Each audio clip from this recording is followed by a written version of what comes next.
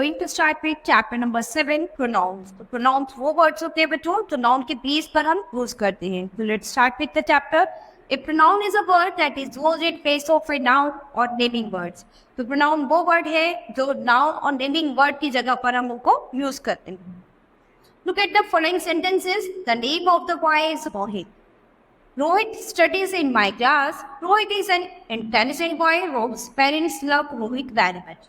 तो आप इन सेंटेंस को अच्छे से पढ़िए तो आप क्या देख रहे हैं कि यहाँ पर एक बच्चा है, एक लड़का है जिसका नाम रोहित है. ठीक है, तो रोहित क्लास में पढ़ता है. रोहित एक इंटेलिजेंट लड़का है. रोहित के पेरेंट्स इसको रोहित को बहुत ही प्यार करते हैं. हर जगह यहाँ पर रोहित रोहित रोहित का नाम आया है. ठीक है, अब यहाँ पर हर जगह हम रोहित का नाम यूज करने के बजाय अगर हम इस तरह से इस सेंटेंस को लिखे, हिज नेम इज रोहित, यानी उसका नाम क्या है, रोहित है. He studies in my class, वह मेरी क्लास में पढ़ता है. He is an intelligent boy, वह बहुत इंटेलिजेंट लड़का है. His parents love him very much, उसके पेरेंट्स उसको बहुत प्यार करते हैं. तो ये सेंटेंस जो है ये पढ़ने में मीनिंगफुल भी लग रहे हैं और थोड़े अच्छे भी लग रहे हैं. ठीक है, तो ये राइटिंग भी अच्छी लग रही है और आपको पढ़ने में भी ये समझ में आ रहा है कि आपको किसी ने क्या कहा है. ठीक है, तो in the above sentences So in the above sentences, the connoted words have been used in place of noun Rohit. So they are pronouns. तो यहाँ पर ये जितने भी connoted word हैं ये रोहित के नाम की जगह पर आपने यूज करे हैं तो ये सभी क्या आपके pronouns हैं. Types of pronouns. Following are the important types of pronouns. यहाँ पर pronouns की कुछ types है. First, personal pronouns, emphatic pronouns, interrogative pronouns, indefinite pronouns, reflexive pronouns, demonstrative pronouns, relative pronouns. Correct? You have read about these pronouns in your previous class. आपने अपने previous class में भी इन pronouns के about पहले भी पढ़ा है. You have learned that personal pronouns stand for nouns in 3 persons. आपने पढ़ा है कि जो personal pronouns हैं इसमें 3 person होते हैं. First person, second person और third person. तो first person I, me, we, mine, ours and us are the pronouns of first person. तो प्रोनाउंस के फर्स्ट पर्सन में कौन कौन आते हैं, I, me, we, mine, ours and us. You and yours are the pronouns of second person. तो you and your जो है प्रोनाउन के सेकंड पर्सन के अंतर्गत आते हैं. He, she, it, they, his, her, him, them and theirs are the pronouns of third person. तो he, she, it, they, his, her, him, them, theirs ये pronoun के third person में आते हैं. Pronouns case, a personal pronoun may be used as a subject, an object, or it may show position in a sentence. ठीक है, तो एक जो personal pronoun जो होता है वो हमेशा एक subject के लिए, एक object के लिए या फिर positions किसी sentence में position को show करने के लिए use किया जाता है. Study this table to know more about pronouns case. Pronouns case के अबाउट और जानने के लिए आप ये जो टेबल बनाइए इसको रीड करेंगे. पर्सन्स यानी फर्स्ट पर्सन, सेकंड पर्सन और थर्ड पर्सन. तो फर्स्ट पर्सन के लिए आपके सब्जेक्ट हमेशा क्या होगा, आई और we.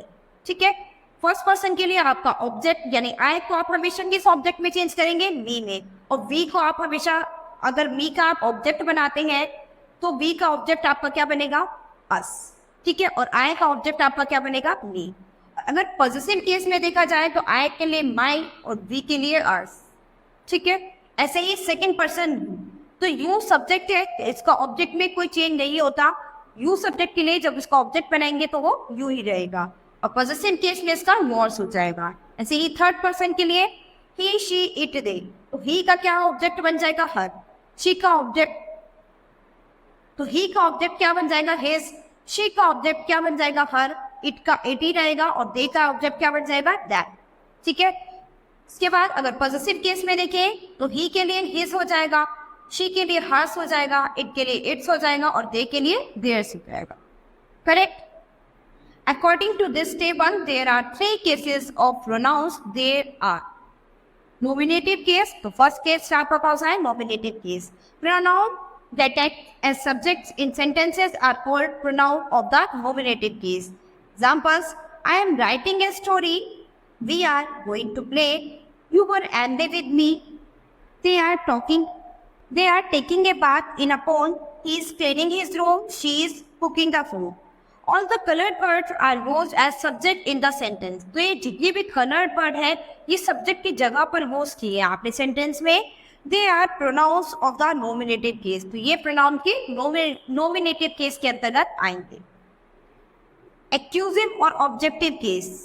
Pronouns that act as object in sentence are called pronouns of the accusative case और ऑब्जेक्टिव केस. यानी प्रोनाउन जिनका ऑब्जेक्ट की जगह पर यूज करेंगे, यानी वो प्रोनाउन जिनका ऑब्जेक्ट की केस में आप यूज करेंगे तो वो आपके एक्यूजेटिव और ऑब्जेक्टिव केस कहलाएंगे. Examples, Rajan gave a pencil to me. तो यहाँ क्या है, ये ऑब्जेक्टिव केस है आपका. Mother purchased cloth for us. तो यहाँ पर ये क्या हो गया आपका objective case. He told you the story. I hear the cry of her. His brother is an engineer. The teacher asked them a puzzle. ये आपके साथ क्या है, ये ऑब्जेक्ट केस को शो कर रहे हैं. नेक्स्ट आपका पॉजिटिव केस. तो यहाँ पर क्या है, पोजीशन के बारे में बताएगा, यानी जो पॉजिटिव वर्ड होगा उसको शो किया जाएगा. Pronouns that show position are called pronouns of the possessive case. They show something belonging to someone. तो वो pronoun जो पोजीशंस को शो करते हैं वो क्या है, वो पॉजिटिव केस कहलाते हैं. प्रोनाउन के पॉजिटिव केस कहलाते हैं. Examples, this green frock is white. तो ये जो ग्रीन फ्रॉक है वो क्या है, मेरी है. तो ये क्या है, प्रोनाउन के पॉजिटिव केस को शो कर रहा है. ये तो वाइट वर्ड है, ये क्या होगा, positive case. All this books are yours. That blue sari is hers. The mouse has cut its tail. तो ये जितने भी वर्ड है ये सब क्या है, ये पॉजिटिव केस है आपके. ठीक है. Both reflexive and emphatic pronouns are made by adding self or selves to some pronouns. An emphatic pronoun can't be used as a subject. Emphatic pronoun जो है वो कभी भी subject के लिए के तौर पर यूज नहीं होता. और reflexive और emphatic दोनों pronoun जो है इनमें अगर आप ऐड कर दो self और selves तो ये कुछ pronoun बन जाते हैं. ठीक है. तो यहाँ पर आपने इस चैप्टर में प्रोनाउन के अबाउट पढ़ा है, यानी नाउन के प्लेस पर जिन वर्ड्स को आप यूज करते हैं वो आपके प्रोनाउन होते हैं. काइंड्स ऑफ प्रोनाउन भी आपने यहाँ पर पढ़े हैं. ठीक है. और आपने 3 केस अपने नॉमिनेटिव केस, एक्यूजेटिव और ऑब्जेक्ट केस और पॉजिटिव केस, इन 3 केस के अबाउट इस चैप्टर में रीड किया है. तो आप होमवर्क में इसको रीड करेंगे और इनसे रिलेटेड कुछ सेंटेंस अपने नोटबुक में नोट करेंगे. Student, this chapter has finished. We will start with the next chapter in the next class. Thank you.